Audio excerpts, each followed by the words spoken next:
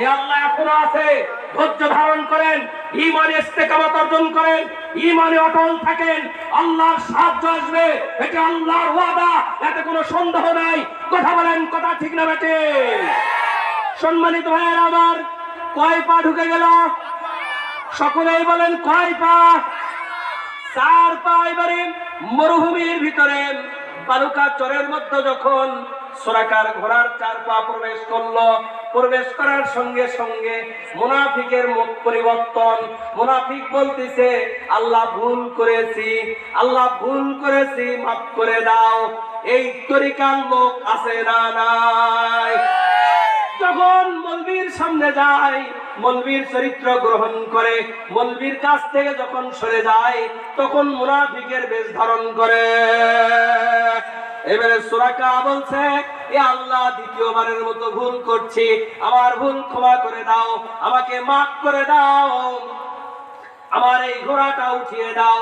এই কথা বলার পরে সুরাকা বিন মালিকের এই ঘোড়াটি উঠে গেল।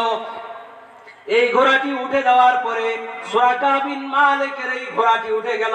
উঠে যাওয়ার সঙ্গে সঙ্গে আবারও সুরাকার মনের পরিবর্তন হয়েছে। মনের পরিবর্তন হওয়ার পরে আবার রসুলের দিকে তাক করে, আবার ঘোড়ার পিঠে আরোহণ করে, আবার রসুল্লাহকে গ্রেফতার করার জন্য, রসুল্লাহকে অ্যারেস্ট করার জন্য সামনের দিকে অগ্রসর হচ্ছেন। এইবারে সুরাকার ঘোড়ার এই বাহন, মক্কায় যতগুলো যুবক ছিল, মক্কায় যতগুলো যোদ্ধা ছিল, তাদের অন্যতম ছিল সুরাকা। কিন্তু সুরাকার সঙ্গে দুনিয়ার শক্তি। কথা বলেন না কেন মুসলমান? সুরাকার সঙ্গে দুনিয়ার শক্তি, সুরাকার সঙ্গে কার শক্তি? সুরাকার সঙ্গে দুনিয়ার শক্তি, আর বিশ্ব নবীর সঙ্গে কার শক্তি? আল্লাহর। সুরাকার সঙ্গে দুনিয়ার শক্তি, আর বিশ্ব নবীর সঙ্গে আল্লাহর শক্তি। আপনারা দুনিয়ার শক্তির সঙ্গে নিজের জীবন পরিচালনা করতে চান না আল্লাহর সঙ্গে? আওয়াজ দিয়ে বলেন, কার সঙ্গে? কারা কারা চান? দুহাত তুলে আল্লাহকে দেখান। নারে তাকবীর! আল কোরআনের আলো, আল হাদিসের আলো। কোরআন আছে যেখানে, হাদিস আছে যেখানে, নারে তাকবীর! জিকির করেন, লা ইলাহা, জোরে লা ইলাহা,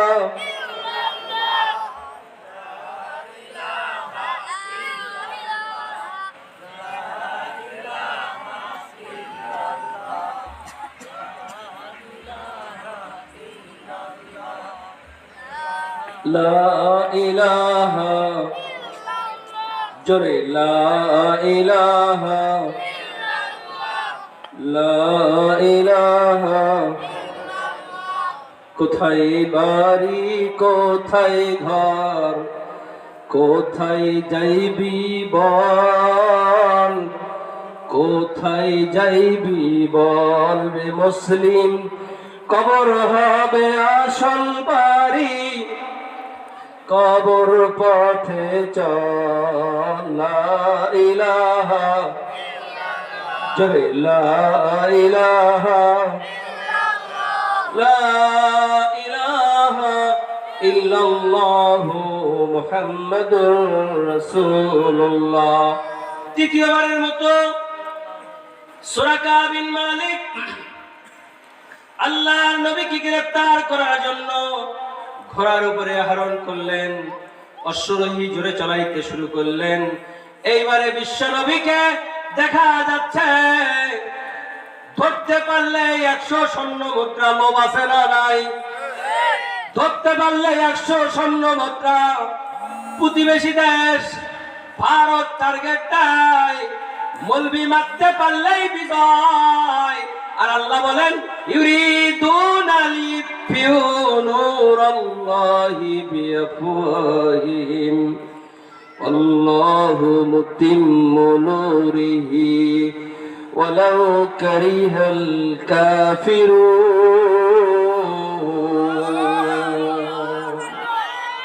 আল্লাহ বলছেন, হে জাতি, হে সম্প্রদায়ের লোকেরা, যারা তোমরা মিথ্যার অনুসরণ করো, যারা নিজের শক্তিকে স্বয়ং সম্পন্ন মনে করো, তাদের জন্য মেসেজ হচ্ছে, তোমরা শুনে রাখো, দুনিয়ার এই অল্প সময়ের হায়াত পেয়ে নিজে মনে করছো বিশাল কিছু পেয়েছে। আল্লাহ বলছেন, পৃথিবীর যতগুলি আলোকবর্তিতা রয়েছে, এগুলোর আলোকবর্তিতার সব মেন সুইচ আল্লাহর আরশে আজিমে।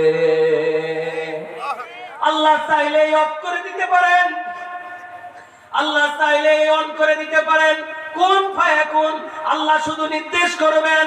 যারা যারা প্রিয় মাতৃভূমি বাংলাদেশের কৃষকের টাকা, ভ্যান চালকের টাকা, রিক্সা চালকের টাকা যারা আত্মসাৎ করে কানাডার বেগুন বাড়ি বানিয়েছো, আল্লাহ শুধু হুকুম করবে, এই কানাডার এই বেগুন পাড়াকে তুমি ধ্বংস করে দাও।